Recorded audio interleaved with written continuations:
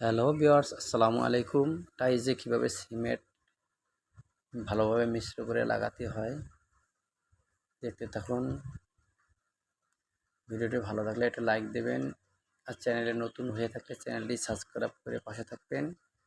যারা সাবস্ক্রাইব করেছেন তাদেরকে ধন্যবাদ। তাহলে ভিডিওটি দেখতে থাকুন।